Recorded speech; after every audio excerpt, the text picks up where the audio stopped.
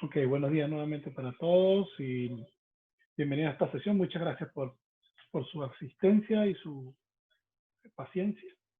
Vamos a esperar mientras Sara se conecta. Le agradezco si vayan encendiendo las cámaras y vamos a pasar a la lista. Empecemos con la lista. Ok, David Becerra, David Ramón Becerra. Ok. Becerra, abran todos la cámara y el micrófono para que podamos hablar. Vitar.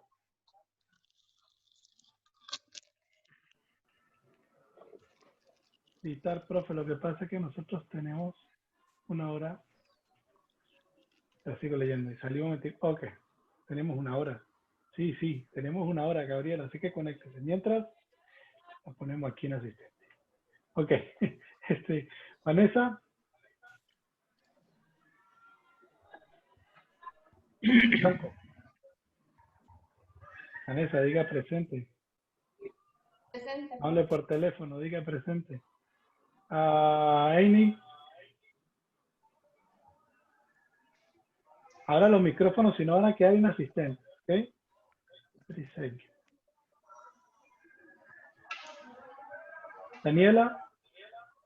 Presente, profe. Eduardo Carreño. Presente, profe. Anthony.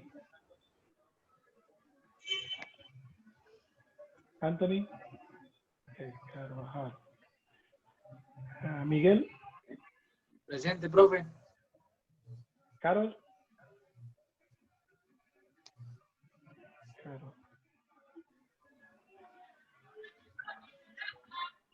Okay. Juan Ignacio. Presente, profe. Ok. Espinosa David.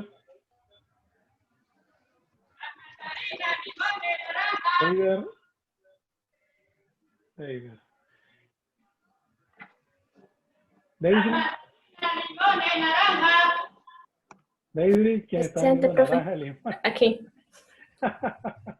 Cómprele esa Parece que tiene paciencia. los micrófonos apagados. Pararse a esa hora para pegar ese grito, hay que comprarle. Marlon. Presente, profesor. Gracias. Tania. Presente, profe. Uy, se salvó, ya la estaba agarrando el justiciero. Natalie Mogollón. Presente, profe. Jordi. Presente, profe. Ana Valentina Pacheco.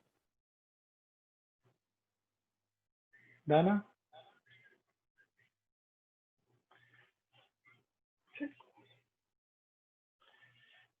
José Gregorio, no está acá. Sí, Presente, José Gregorio profe. está acá, ¿verdad? Sí, en esta sí está.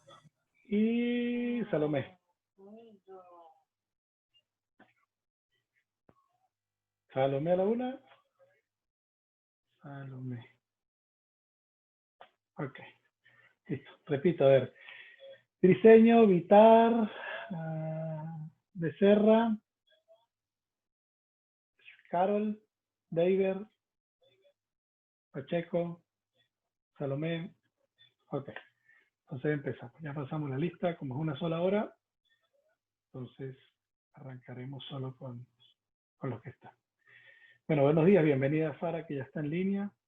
Recuerda que el día de hoy vamos a tener conversatorio con Sara Sayago, economista y consultor en el área de finanzas, de riesgo financiero y de finanzas. ¿Okay? Sara, bienvenida, muchas gracias.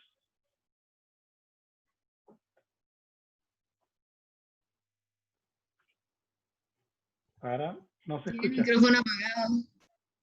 Sí, importante. Listo, aquí. ¿Listo? Ahora Buenos sí. días. Muchas Bueno, gracias. ¿qué tal? Muchas gracias ¿Cómo por vas? la invitación. No, Muy para bien, eso gracias. estamos, por favor. Ahora en la cámara todos. Miguel también, que yo sé que se acaba de parar y no se ha bañado, pero Miguel abre el micrófono. El micrófono y la cámara. Y Natalie también. Pues hoy tenemos la oportunidad de vernos porque estamos por Zoom.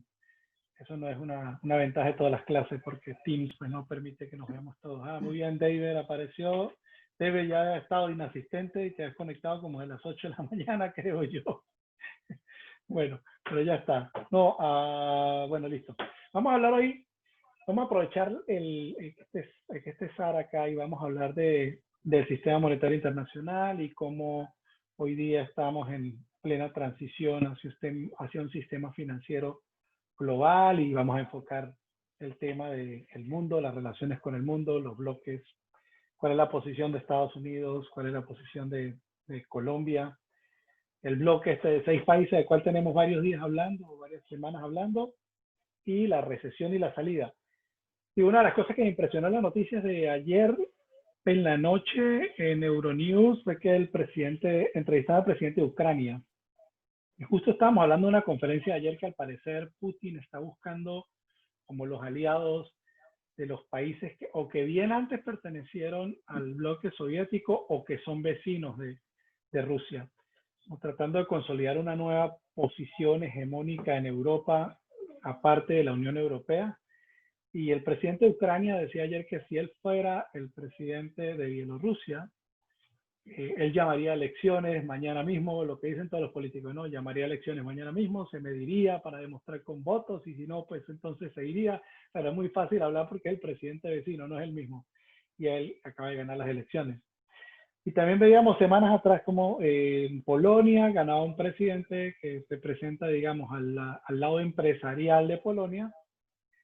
Y vemos cómo lo que acaba de decir el de Ucrania y lo que acaba de decir y lo que pasa en Polonia pudiera adelantarnos que Putin pudiera tener una intervención sobre lo que está pasando en Bielorrusia si siguen las protestas. Entonces, justo estábamos hablando de todo ese movimiento de los bloques y estuvimos tocando las clases pasadas entre nosotros ese tema del sistema monetario internacional, de cómo lo que se estableció en la post-Segunda Guerra Mundial con el Plan Marshall, con la creación del Fondo Monetario, del Banco Mundial, ha ido perdiendo vigencia y a dónde estamos parados hoy, que me parece que vuelve a ser el mismo ciclo otra vez de bloques de países que si bien no van a la guerra, pues tratan de demostrar un poder. ¿Cómo podemos evaluar eso hoy bajo un nuevo sistema financiero y con algo que me comentaste en estos días que era muy importante, el tema de las criptomonedas? Entonces, vamos a hablar en torno a eso y tú me dices por dónde empezamos.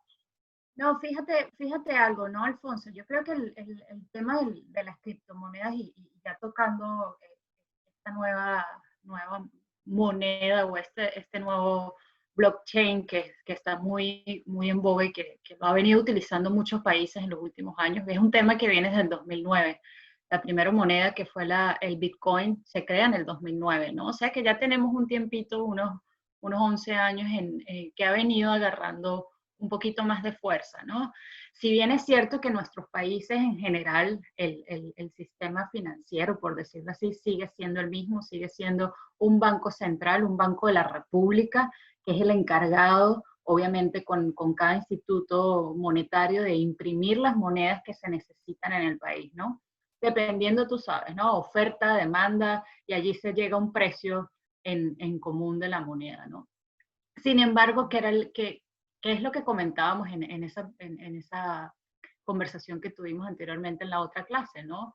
El mundo ha girado, estamos en un momento de globalización, estamos en el momento ahorita que estamos de COVID también, cómo nos hemos cambiado a toda esta área online, tanto en clases como de trabajo, como las escuelas. Entonces, viene a jugar un papel importante todo estas nuevas monedas de las criptomonedas, ¿no? Para cómo las criptomonedas pueden influir en el nuevo orden. Digo, si tenemos una criptomoneda, de repente recogemos lo que nosotros históricamente conocíamos como exceso de liquidez. Es decir, si bien no está el efectivo en la calle, ¿cómo podemos valorar eso? ¿Cómo podemos valorar la liquidez con respecto al tema de las criptomonedas? Sí, el problema viene siendo, como te digo, y es lo que cada país ha tratado de entender, de construir, es cómo se emite o qué partícipes están detrás de las criptomonedas, ¿no? El tema es bien complejo, Alfonso, y te lo digo más por las leyes y más por el sistema financiero existente. Acuérdate que todo lo que ya se encuentra en el mercado y todo lo nuevo genera una reversión, un stop, ¿no? Y es por eso mismo, no es un control que tiene un banco central, no es una moneda física, no es, como te digo, un sistema que ya está creado, es un sistema que cada país está innovando, por decirlo así, ¿no? Entonces, allí detrás de cada criptomoneda, pues hay diferentes personas que están emitiendo, que están minando la moneda, porque el tema es como te digo, es particular, es totalmente distinto a lo que uno viene conociendo como una moneda regular, como un papel moneda regular. Es algo donde cada persona en diferentes sitios están minando y llegan a un límite y se estima que van a llegar a un tanto por ciento, y entonces de repente la fluctuación de la moneda es muy alta. No es un precio, como te digo, que estamos acostumbrados a tener un tipo de cambio flexible, un tipo de cambio donde se mueve por la oferta que hay, la demanda que hay y llega el precio. Aquí es algo muy esporádico, ¿no? El riesgo es muy alto y la volatilidad de las monedas es muy alto, ¿no? Entonces la emisión, ahí es donde viene yo creo que el problema más que todo que ha tenido las criptomonedas, ¿no? En el modelo, ¿qué modelo permite que sea igual para todos los países, que sea que cada banco de la república acepta las monedas, por lo mismo que hay mucha gente que están jugando dentro de la moneda que no se conoce, ¿no? Ok. ¿Cuán importante es que una criptomoneda tenga el soporte de un banco central o del Departamento del Tesoro de un país? Y fíjate que acuérdate que el Banco Central es el que realmente está midiendo cuál es la liquidez que hay en una economía, ¿no? Entonces el Banco Central siempre por eso es el que tiene la política para emitir las monedas y por eso controla un poco la inflación y por eso tiene como busca la balanza entre todo lo que hay en la economía. Entonces la criptomoneda entra como una moneda que puede aceptar cualquier, acuérdate, y aquí juega el papel del lavado de dinero y de dinero que no sabemos de dónde viene, ¿no? Porque no está en la economía. Acuérdate que todo ese lavado de dinero y todo el producto de cualquier tipo de transacciones ilegales que haya en un país que no es transado o no es generado dentro de la economía, pues genera una inestabilidad económica dentro de los países, porque no es el Banco Central quien lo tiene agarrado de las manos. Entonces las criptomonedas vienen a jugar un papel también particular con todas esas áreas de la economía que no son lícitas. Entonces, si bien es cierto que muchos países, como comentaba en estos días, que China está tratando, tiene varios meses ya con su propia moneda que la quiere lanzar y la ha ponido en práctica en sus principales ciudades, es sumamente importante, obviamente, juega un papel primordial para darle la formalidad a la moneda. Sin embargo, es una decisión muy difícil para todos los países, ¿no? No todos los países pueden tomar una decisión de darle ese aval a la criptomoneda, por lo mismo que te estoy diciendo, ¿no? Se presta mucho para tener un lado ilícito de la moneda, ¿no? Un lado de lavado de capitales que nadie sabe cuánto dinero hay detrás, nadie sabe quién lo emite, etcétera, ¿no? Entonces es complicado. ¿Cómo se podría haber afectado el sector bancario con la emisión de las criptomonedas sin una regulación, o bien global o bien local? Fíjate algo, Alfonso, el sistema bancario pues juega, tú sabes que el sistema bancario que se encarga, el sistema bancario se encarga de recibir todos los depósitos que tenga una persona natural, una corporación, y él juega dentro de la economía en generar préstamos, de manera tal de cuál es la rentabilidad del banco, el interés que cobra por tarjeta de crédito, por un préstamo hipotecario, por cualquier tipo de préstamo. Si tú ya no tienes y no estás de la mano, los bancos siempre están de la mano con la política de cada región, de cada país, y a su vez con la política que da el Banco Central en cuanto a emisiones, y volvemos otra vez al tema de la emisión del dinero. Entonces, las criptomonedas pues están fuera de este sistema. y es lo controversial con las criptomonedas. O sea, se han venido generando y han venido participando de una forma importante dentro de las economías. Sin embargo, está fuera de las leyes que se conocen en todos los sistemas financieros. Entonces, si bien es cierto, los bancos centrales o los bancos de la República, a excepción de uno de otro, como te digo, que China ya está participando con su propia moneda, en Londres también estuvieron haciendo algunas, por decir, reservas dentro de criptomonedas. Es complejo decir, mira, el Banco de la República estoy aceptando ya como reserva la criptomoneda. Es complejo, ¿no? Porque está fuera totalmente, tiene que haber una relación muy grande entre lo que son las políticas del gobierno y los bancos de república, ¿no? De cada país. Bien, o sea que, digamos que el avance del tema de la criptomoneda sin una reserva termina inyectando un riesgo altísimo para el sistema bancario a nivel mundial.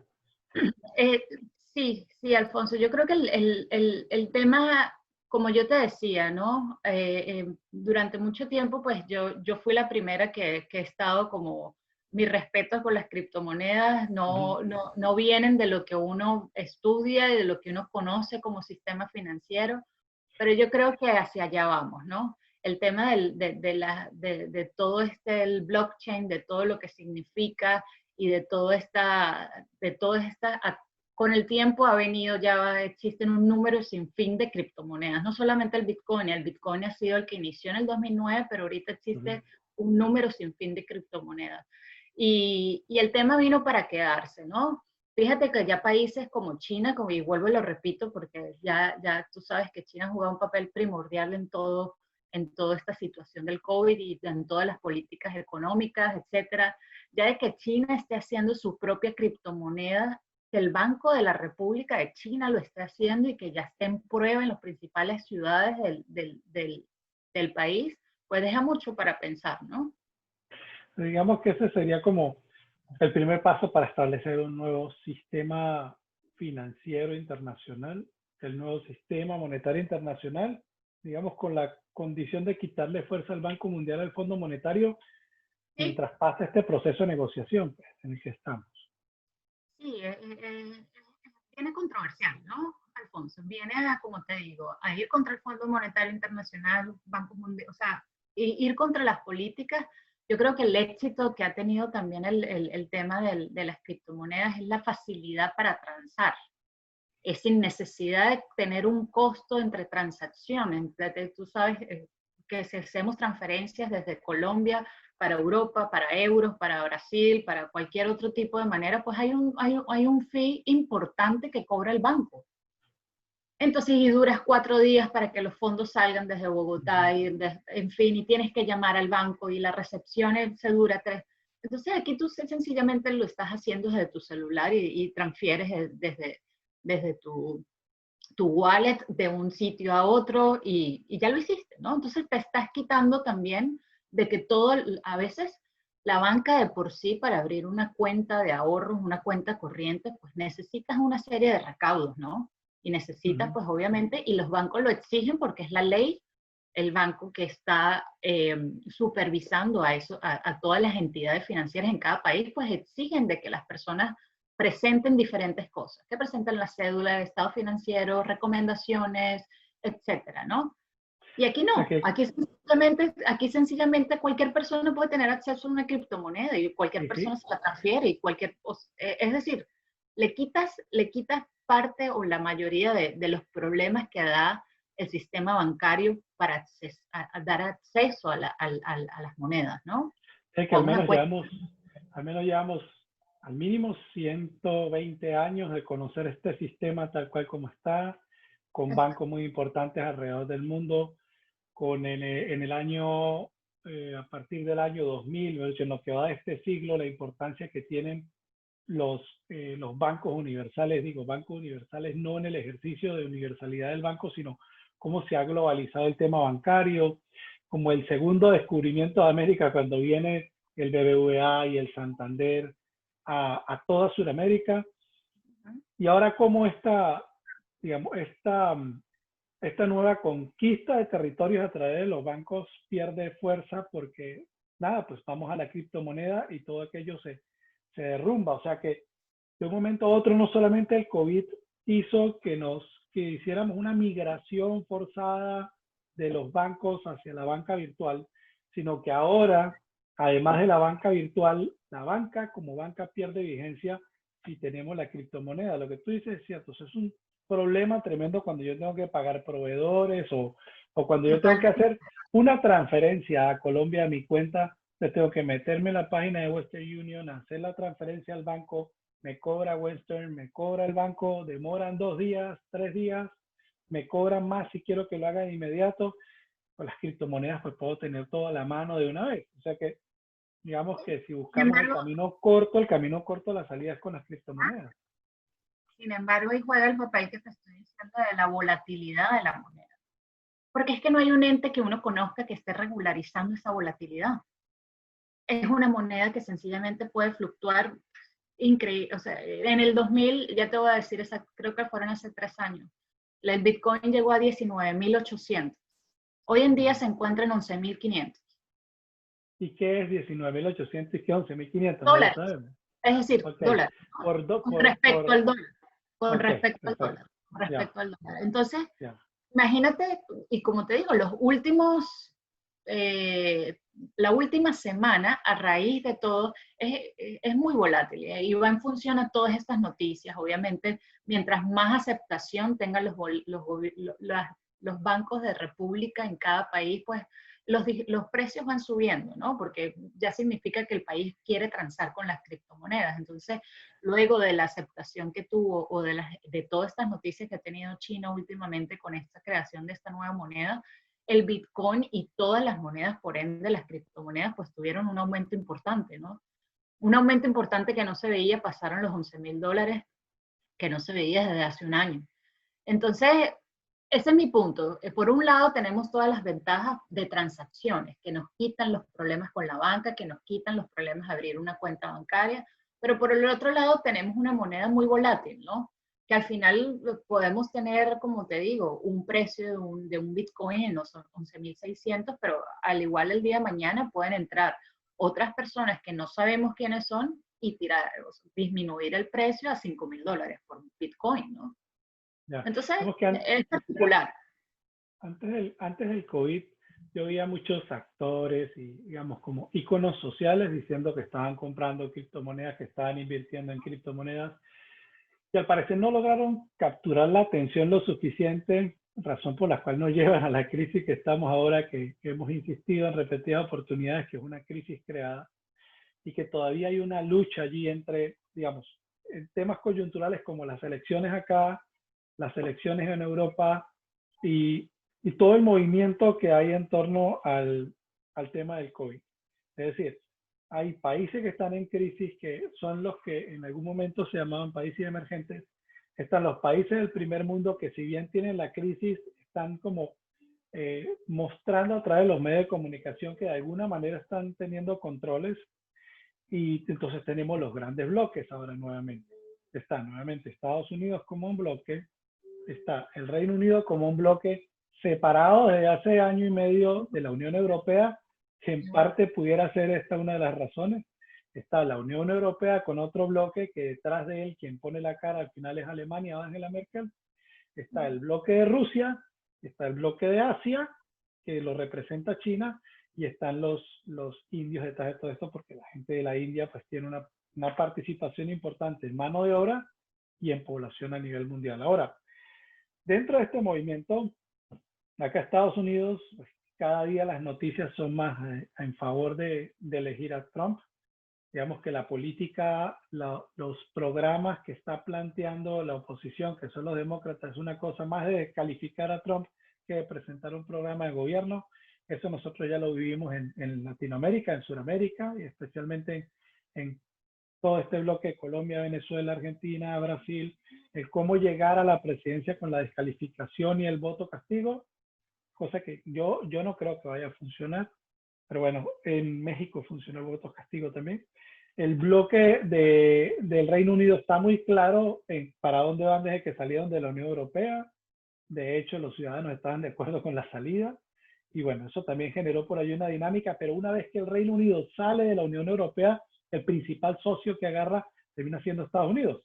Entonces hay como un retorno a la alianza de la Segunda Guerra Mundial, pero sin estar los dos en crisis, es decir, sin entrar en problemas.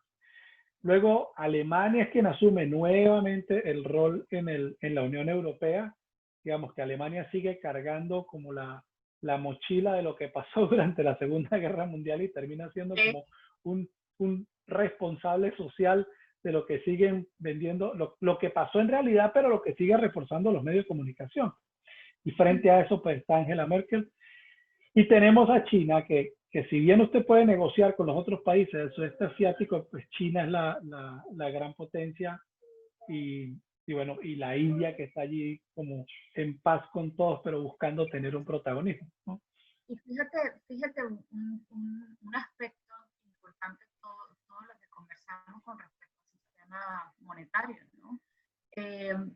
Todas las políticas y realmente todo lo que pueda suceder en estas grandes 6 potencias inciden en todas nuestras monedas. Estoy hablando de Latinoamérica. Las políticas, yo no sé si recuerdas la devaluación que tuvo un peso hace, creo que fue hace 6 meses, 8 meses, y no solamente fue el peso, fue el real en Brasil, fue en general en cada región, y todo esto estaba ligado mucho a lo que era el tema arancelario entre China y Estados Unidos. Sí. Entonces, al final tú te das cuenta qué tiene que ver el sistema financiero y qué tiene que ver las elecciones en los Estados Unidos con el peso en Colombia. Pues tiene que ver muchísimo. Todo. Entonces, las 6 regiones que están, obviamente, siempre con todas estas políticas, con todas estas decisiones, que si apoyamos a China, que si apoyamos a Estados Unidos, que si las elecciones, que si Trump se reelige, que si en fin, inciden en las devaluaciones de todas nuestras monedas. Porque al final del día las principales transacciones de exportación y importación, en fin, el país que es productor de petróleo, el país que es productor de textil, el turismo, todos estos indicadores que inciden en el Producto Interno Bruto, pues tienen relaciones con las 6 principales potencias y es la que mueve la economía. Entonces sí. no podemos desligarnos de, como te digo, temas que capaz uno dice, ¿qué pasa con Estados Unidos y qué pasa con la reelección de Trump? Y que uno lo ve tan lejano a su día a día, pero incide cada día en la devaluación del peso con respecto al dólar, o en el caso del reales en Brasil, como te estoy diciendo, ¿no? Sí, digamos que el efecto mariposa es un efecto real en medio de la economía, que lo que pueda suceder en un estado, en unas protestas acá, unas protestas en Hong Kong, unas protestas en París termina teniendo una repercusión a nivel global. Y hemos visto cómo en estos bloques, durante los últimos 5 años, hemos visto empresarios que llegaron a la presidencia, como es el caso claro de Estados Unidos y de Francia, ahora de Polonia, y vemos cómo presidentes se convirtieron en empresarios. Entonces, como el negocio no es solo lo público, sino el poder que maneja. A ver, la gente, las naciones no van por el dinero hacia la presidencia, van por el poder, porque el dinero puede que mueva algo, pero más mueves con el poder. Mueves más con el poder sin mover dinero. Entonces, al descubrir, digamos, la clase política del siglo XXI, que muchas las llamo yo democracias dictatoriales, porque una vez que llegas a la presidencia por votos, tratas de buscar de alguna manera modificar el texto constitucional de los países para poder reelegirte por una segunda vez y luego reelegirte indefinidamente. Eso ha creado un sistema de democracias dictatoriales durante este siglo, durante los últimos 20 años. Y estas democracias dictatoriales han llevado a que estemos viendo la cara de los mismos presidentes o del mismo grupo de poder durante los últimos 20 años en alguna de las economías. Y me sorprende mucho el caso que Alemania sea una de esas, que tenemos ya mucho tiempo hablando de Angela Merkel y Angela Merkel y Angela Merkel. Y vemos entonces cómo la clase política entendió que participar en las empresas, digamos, el negocio más importante, que no es diferente a lo que pasó en el capitalismo durante los años 70 y 80, que los países del primer mundo entendían que los países en esa época ya eran definidos como países en desarrollo. Habría que invertir en ellos, invertir en las empresas básicas de esos países para tratar de controlar el acceso a las fuentes, a lo más básico de las necesidades que tienen los ciudadanos, que es tener electricidad y tener agua. Y una inversión muy fuerte en las empresas básicas para luego en los años 90, cuando viene el tema del neoliberalismo, una privatización o semi-privatización, es decir, parte pública, parte privada de esas empresas, para hacerse parte de esas empresas en cada uno de esos países y participar en el mercado global. ¿Cuál era la idea del neoliberalismo? Que pudiera participar los países en el mercado global. ¿Cómo lo hacían? Bueno, primero abriendo sus puertas a que los países del primer mundo pudieran participar en las empresas básicas de cada uno, al menos en el caso de Sudamérica. Pues. Entonces, eso generó como la misma desigualdad por la que estamos pasando ahora, porque terminamos hablando de bloques que están decidiendo cuáles son los TLC sobre los cuales se van a apalancar los países que son sus vecinos. Entonces digo, bueno, pues si yo estoy bien con Estados Unidos, pues puedo participar bien en los TLC que tenga firmado Estados Unidos. Si con Estados Unidos se cae el negocio con China, pues se cae el negocio también con nosotros. Hoy Colombia tiene muy buenas relaciones con el gobierno chino. Eso pasará hasta que Trump o el gobierno que esté en Estados Unidos no tenga buenas relaciones con China. Ahí se cae todo. Por eso, para los países en Latinoamérica, poner todos los huevos en una misma cesta es muy peligroso. Es decir, venderse al mejor postor es muy peligroso. Pero sí vemos como en las elecciones pasadas en Colombia, bueno, gana Duque, pero lo importante no es las elecciones de Colombia. Quería hacer referencia a las elecciones en Trump. El momento en el cual Trump se hace presidente, hay una devaluación del peso tremenda para poder hacerse atractivo las inversiones, porque comprenden que, digamos, el gobierno colombiano comprende que el nuevo sistema que se implanta, o sea, el nuevo presidente que asume el rol en una de las naciones más sólidas del mundo es de corte empresarial y le interesan son las inversiones. Ahí se pegó una disparada del peso tremendo cuando ganó Trump. Lo que pasó con la bolsa de valores que cayó. Pero al siguiente dio una reunión Trump con bolsa de valores y las acciones se pusieron por encima de cifras récord. Entonces, digamos que todos los países se van como amoldando lo que va sucediendo en los países donde tienen sus intereses puestos, porque vemos que en los países grandes están avanzando en este tema de las alianzas público-privadas, que ya es un tema que toca el Banco Interamericano de Desarrollo desde 2015 y que no sé si por fin tomamos el curso. Yo tomé el curso de alianza público-privada y siempre insisto en hacerlo porque la recuperación o el que nos permita participar en el mercado global implica una negociación con gobiernos, no con el Estado, sino con gobiernos del mundo, y dependerá quién esté montado para poder hacer los negocios.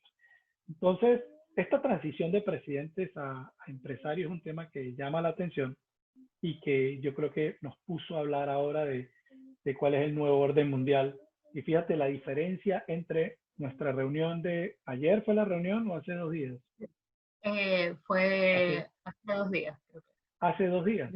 El martes.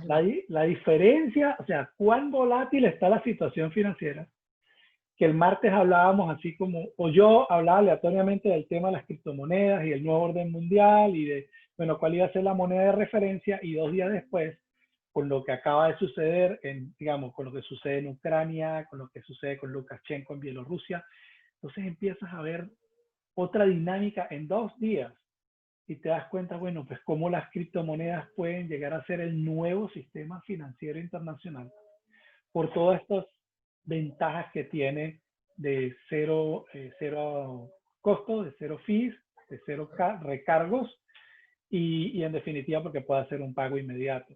Entonces, nos enfocamos en que el negocio del futuro termina siendo la logística ahora. Es así, lo que tú comentas, no solamente cómo puede variar en 2 días la situación en diferentes, sino fíjate que nosotros en Latinoamérica en general nos encontramos ahorita en un mundo, en el tema del COVID, que está bastante complejo, y en la otra parte del mundo pues ya están saliendo y ya salieron del COVID, al menos en China, y están obviamente en otra dinámica distinta a lo que nosotros nos está pasando en Latinoamérica, ¿no? Entonces el mundo sigue habiendo, como te digo, las transacciones, las empresas siguen, fíjate lo que ha pasado con la bolsa de valores, cómo se ha recuperado al crash que hubo en marzo. Ujú. Entonces, y el tema también, como te digo, ¿no? Que ha girado las empresas y cada política que asumió cada presidente en países en Latinoamérica, pues es válido. Yo no soy quien para juzgar si la política que se hizo en Brasil sobre el tema del COVID ha sido la más indicada o no, pero sin embargo ahí está cada uno de los países, como te digo, en la otro lado del mundo, pues trabajando y siguiendo su vida normal y generando todo este tipo de noticias, ¿no? Y de cambios que al final nos están impactando y que nos van a impactar, ¿no? Ya la crisis la está viendo por televisión, pues. Y tuvieron un control, digamos, un control entre comillas de la crisis en comparación con lo que está sucediendo en Sudamérica, que es una locura la cantidad de gente que está muriendo y el cómo se esconden los datos. En febrero, cuando conversábamos la primera vez de todo este tema y veíamos el mapa de Johns Hopkins University, del hospital, veíamos cómo había muy poca información acerca de Brasil, de Venezuela, de Bolivia, pero también del Medio Oriente, pero también de Rusia. Entonces decíamos, no es que tengan ausencia de casos, es que hay países donde la información no sale. Hay países donde la información no se divulga. Entonces, vemos cómo el Medio Oriente, al igual que Rusia, tienen sistemas muy herméticos y si bien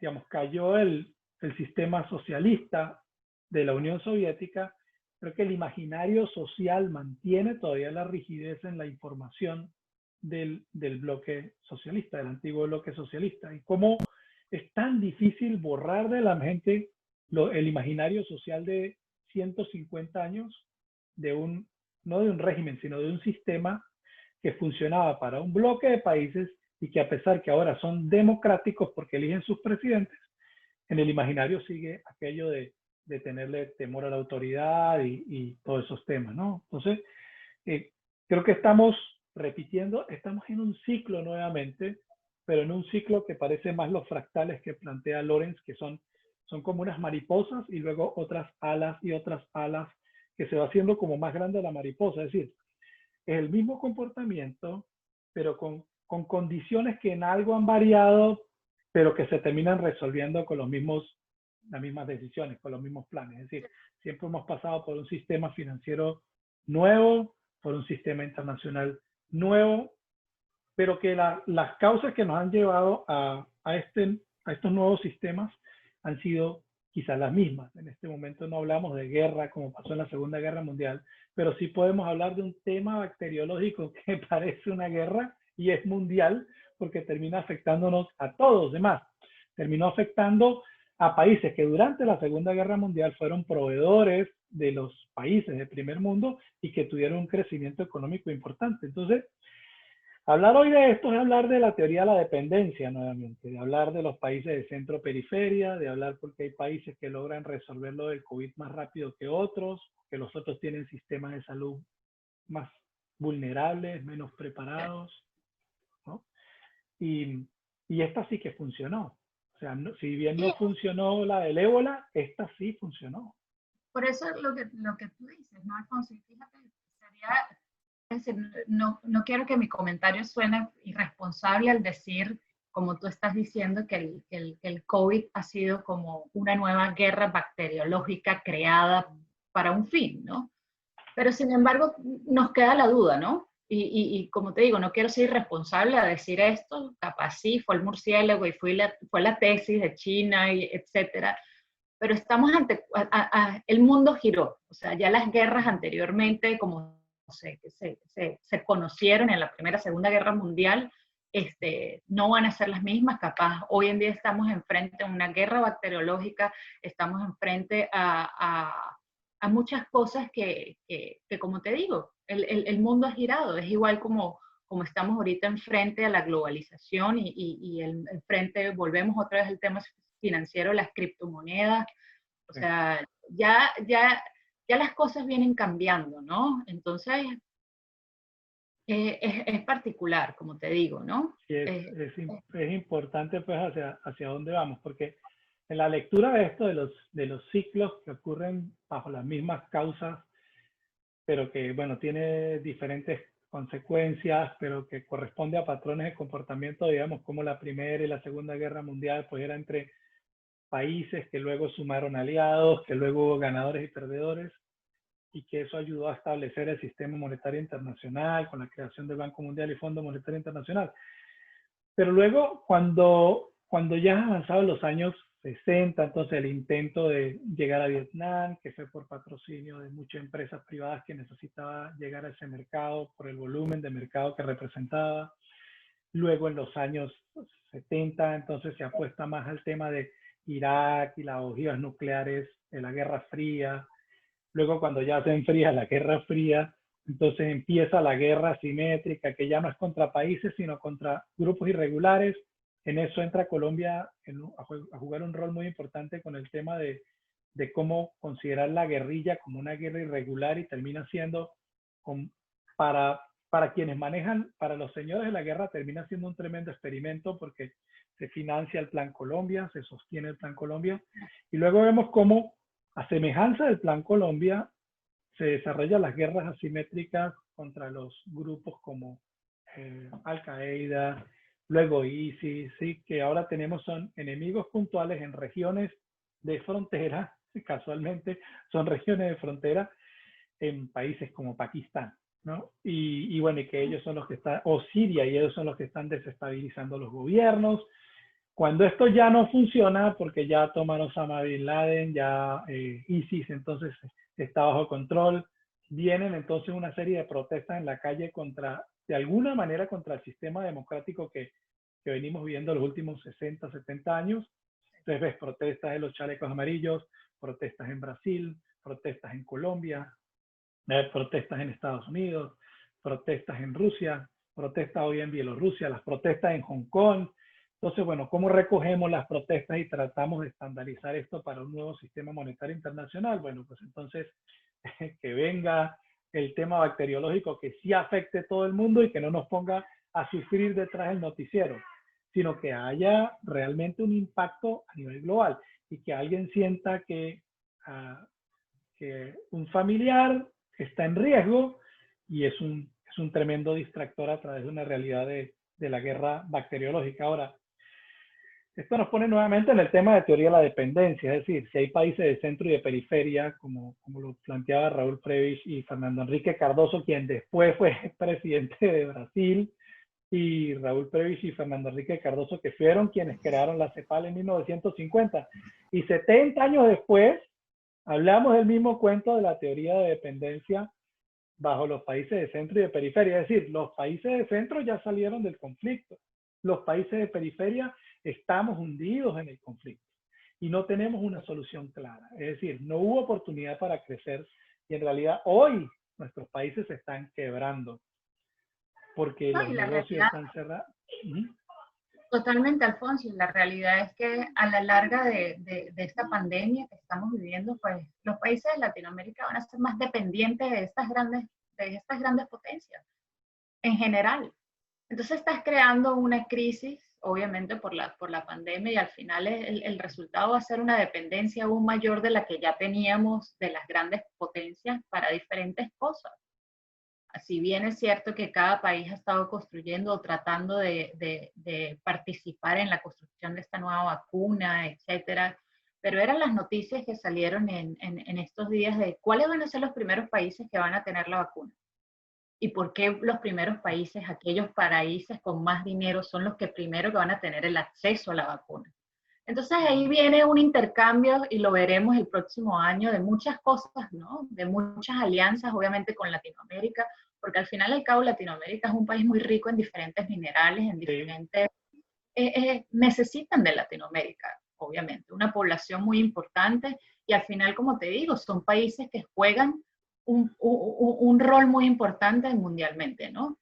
Entonces esta dependencia que vamos a ver va a ser muy, muy, muy particular, y a su vez es lamentable porque, como tú dices, ¿no? Realmente el sistema sanitario en general de Latinoamérica no es bueno, Ujú. Ahora vamos a ver, pues obviamente, países capaces de estar con un crecimiento económico, un decrecimiento económico más grande de lo que ya veníamos, porque les impacta mucho más todo este tipo de pandemias que cualquier otro país que estuviese más fuerte.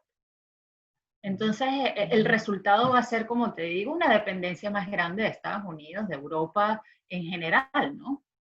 Sí, creo que el efecto de los años 90 para fortalecer estos países, para participar en el mercado global, no fue tan satisfactorio, porque en definitiva es como que le compré me compré el apartamento y los muebles y resulta que llegó un momento en que, bueno, pues nada, pues se lo dejo a mi familia y ya, como pasó con muchos de nosotros, ¿no? Ahí quedó. Entonces, a los países se le hizo, digamos, una recuperación durante 30 años para que pudiera participar en el mercado global, digo, desde una visión capitalista, para que pudieran participar en el mercado global y luego que ya tenían todo el pesebre armado, es decir, tenían infraestructura vial, puertos y aeropuertos, se pusieron a negociar con otras potencias que no fueron las que los ayudaron a crecer. Entonces, yo creo que en definitiva los bloques a nivel mundial se sientan y dicen, bueno, pues a ver, no nos funcionó la cosa, la gente a la que apoyamos, digo Europa y Estados Unidos, la gente a la que apoyamos terminó negociando con China y mientras peleábamos entre el euro y el dólar, terminó metiéndose la rupia y el yen entre nosotros. Entonces, lo que hicimos fue fortalecer las economías asiáticas, ¿no? Y las de la India, en vez de fortalecer el dólar y fortalecer el euro. Esa pelea casada durante 20 años a ver cuál es la moneda más fuerte, hicieron que para poder fortalecerse, buscar minimizar los costos de producción, llevaron la mayoría de sus empresas privadas a producir en Asia y en la India, y luego entonces asiáticos, indios se crecieron mucho más y ahora están tratando de imponer el nuevo orden mundial con los ojos de Rusia, solo viendo allí a ver cómo va funcionando la cosa, y que ya había metido la mano alguna vez Rusia y Estados Unidos en el tema sirio-turco. Es decir, bueno, por ahí pasa el gas que yo exporto, bueno, pues por aquí yo tengo negocios con Turquía, entonces ¿cómo nos transamos? Dice, bueno, pues dejemos entonces las cosas, enfriemos las cosas como están, Rusia apoyando a Siria, Estados Unidos apoyando a Turquía, y hasta ahí llegó el conflicto, pero la gente siguió movilizándose a través de la frontera. Entonces los bloques nos están llevando a esto, a una nueva teoría de la dependencia que vamos a ver nosotros en la próxima clase y cómo se sigue repitiendo el cuento. 70 años después estamos en lo mismo y parece, que una nueva visión del mundo, nueva, ¿no? Lo que hay que revisar hacia atrás para ver hacia dónde nos están llevando las políticas de Estado, porque ya no son, digamos, los gobiernos tratando de alinearse, sino son las políticas de Estado las que están moviendo el mundo. Totalmente, Alfonso, como tú dices, sí. No es que sea nuevo, obviamente dentro de lo que ocurre, pues existen nuevas variables, por decirlo así, ¿no? Pero generalmente todo ya está estudiado, todo ya se repiten todas las historias, ¿no? Es igual como pasa con los problemas de la economía de cualquier país. La superinflación, la hiperinflación, etcétera. Todo lo que pueda suceder en una economía es algo que ya ha pasado en otros países y que la solución está en las leyes. No es una novedad. Ahora que entran nuevas variables, es verdad, entran nuevas variables dentro del juego, ¿no? Y al igual como ha pasado este año con la pandemia, una variable que nadie le gustaría que vuelva a suceder por todo lo que ha generado, cómo ha revolucionado el mundo en general, ¿no? Pero bueno, es una variable que pasará para la historia. Obviamente nosotros en esta generación que no habíamos vivido ese tipo de sucesos, pero que a su vez ya veremos con el tiempo cuál fue el interés, qué fue lo que sucedió con esta pandemia, ¿no? En sus inicios, es decir, por qué se creó, cómo se creó, en fin, lo estaremos viendo, ¿no? Y más que todo cuando tú pones a analizar realmente cuál es la población en Europa, que es la mayoría de la población. Tú sabes que países como España, países como Alemania, países como de diferentes partes de Europa, el índice más grande de población son personas de la tercera edad, porque mucha gente joven se murió durante las guerras mundiales. Entonces, ¿cuál es la cantidad de personas que se han muerto realmente en esta pandemia? Las personas de tercera edad. Entonces, cuando tú analizas, como te digo, que nosotros en nuestras conversaciones, Alfonso, siempre nos gusta ver como el análisis más allá de lo que nos muestran los noticieros y que nos dicen, mira, la pandemia, el murciélago, etcétera. Es cuando tú dices realmente, qué casualidad, ¿verdad? Que esa pandemia está hecha y no que esté hecha, vuelvo y repito, no quiero que mis comentarios sean, para ponerlo así, que es la pandemia bacteriológica creada, pero en fin, cuando tú analizas realmente, qué casualidad que fíjate que la mayoría de la población, tanto en España, y la carga que genera la población de la tercera edad en estos países, ¿no? Porque no es que nos genera, la carga es muy grande, igualito en Alemania, igualito en todos los países de Europa, tras estas guerras mundiales, es la gente de la tercera edad. Entonces, si hablábamos que no era negocio para el poder mundial, no era negocio que una persona trabaje durante 30 años para que viva de la renta 40 años. Sí, están viviendo más tiempo de la renta del trabajo que el tiempo que trabajaron. Suena criminal, pero es un análisis de política, pues lo que estamos haciendo, ¿no? Es, digamos, un tanto funcionalista el análisis que estamos haciendo. Pero, digamos, para cerrar, tenemos, y nos quedan solo 8 minutos, para cerrar tenemos, digamos, las 4 variables que siempre conversamos, que son los 4 ministerios que debería tener cualquier gobierno, que es salud, seguridad, empleo y educación. ¿Cómo crees que se pudiera haber afectado? Ya hablamos del tema de salud, pues que somos totalmente vulnerables. El tema de seguridad y empleo, digamos, que tiene una repercusión directa, porque hay una pérdida de empleo tremenda. Entonces, ¿dónde están las fuentes reales de empleo a futuro? Es así. Alfonso, como lo comentábamos, ¿no? Yo creo que esta pandemia ha servido también a que mucha gente comience a innovar en términos de lo que viene, que es todo tecnológico, ¿no? En términos de lo que viene del e-commerce, que el que estaba vendiendo en su tienda, pues se dio cuenta que por ahí no va la vuelta, ¿no? Entonces, yo creo que va a ser un mix. El índice de desempleo lo vamos a ver absolutamente en todas las naciones. Fíjate, Estados Unidos con 40 millones de personas en desempleo, ¿no? Entonces, es un año duro. Sin embargo, yo considero que cada persona este desempleo va a haber una política importante por parte de los estados de cada país en ir viendo cuáles van a ser las nuevas eras, capaz, como te digo, de este lado del e-commerce, de la comercialización. Al final, cada empresa va a tener o va a necesitar de un mayor personal en logística, porque no solamente es meterte en internet y vender, sino es la logística como Amazon que hay detrás para poder repartir algo que se vende online. Entonces, yo creo que cada estado va a crear estas políticas o esta alianza, porque al final la alianza va con cada empresa, para crear estos puestos de trabajo que sean más acorde a lo que nos está pasando, ligado a la globalización y ligado a todo este tema por internet, ¿no?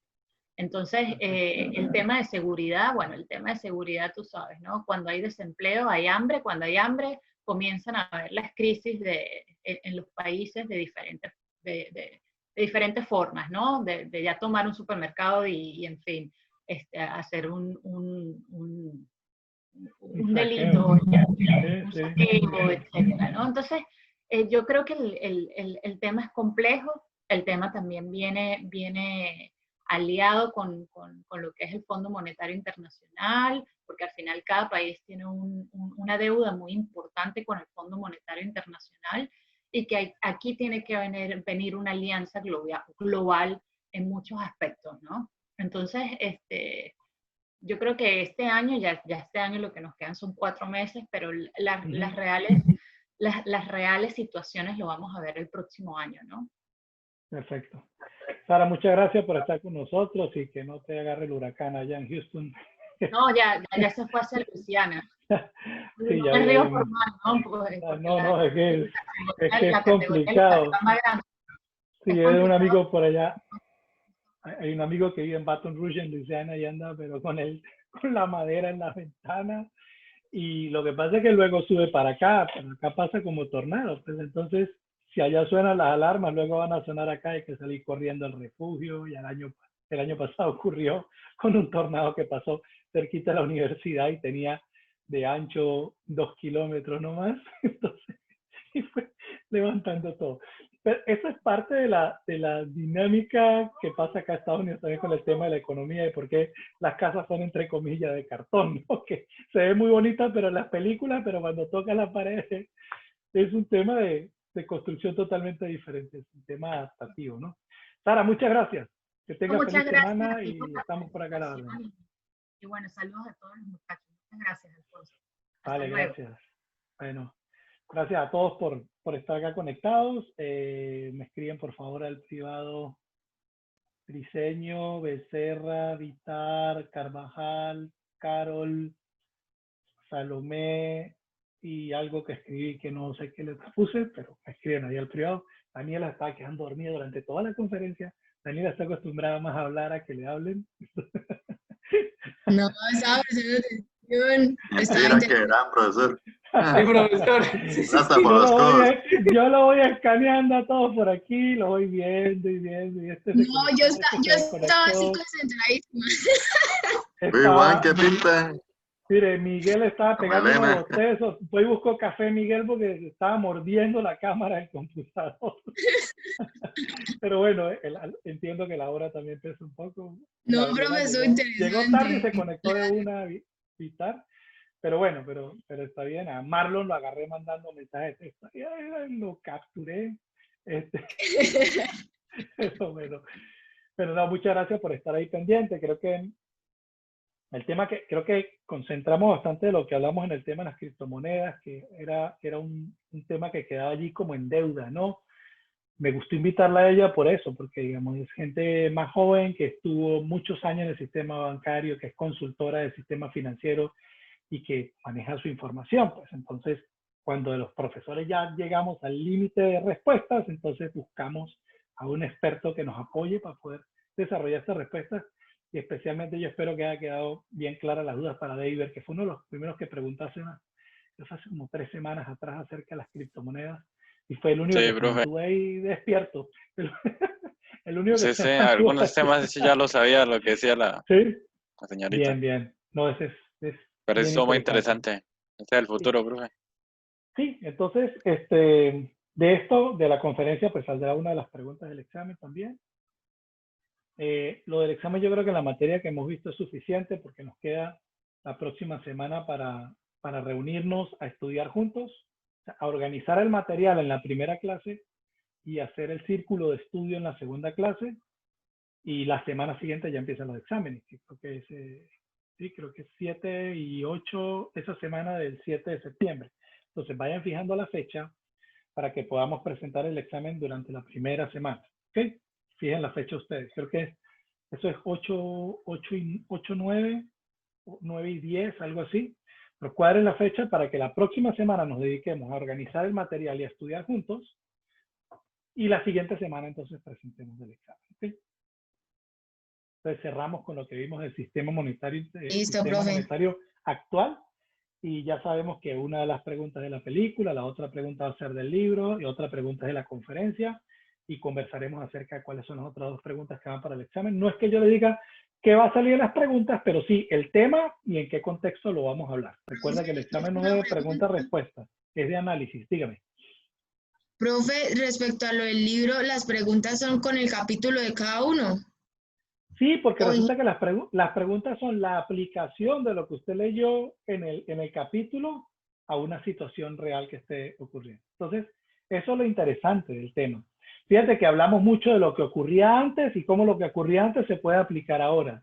Bueno, en el caso que tú estabas hablando de los zares, los imperios y los reyes, cómo eso se aplica ahora. Y es que el Vladimir Putin vive con la necesidad de declararse zar y Trump tiene la necesidad de declararse emperador. ¿Okay? Entonces, hay una cosa allí en el fondo de las personas que tratan de buscar, digamos, la esencia de lo que nos debemos durante los últimos 1000 años. Pues, ¿no? Tratar de demostrar el poder. Bueno, los dejo porque creo que tienen otra clase y ya son las 10, ¿ok? Estoy pendiente de aclarar cualquier duda ahí en el WhatsApp, como siempre, de 6 de la mañana hasta la medianoche, lunes a domingo, ¿bien? Bueno, feliz noche y no se me olvida la pregunta tuya para la próxima semana, la aclaramos, ¿ok, Daniela? Listo, profe, está bien. ¿Para qué quiere ser? Emperadora, reina y zarina del ciclismo en Colombia. Pues bueno, y no quiere dejar nada ni para Bernal, ni... Epa, mañana, el sábado arranca el Tour de Francia, para los que les gusta Sí, el ciclismo. profe, todo apoyar Bueno, pendiente pues. La otra clase. Ah, la otra clase, sí, nos vemos la otra clase, porque creo que dijo. Ok, vale, nos vemos la otra clase. Gracias. Feliz día.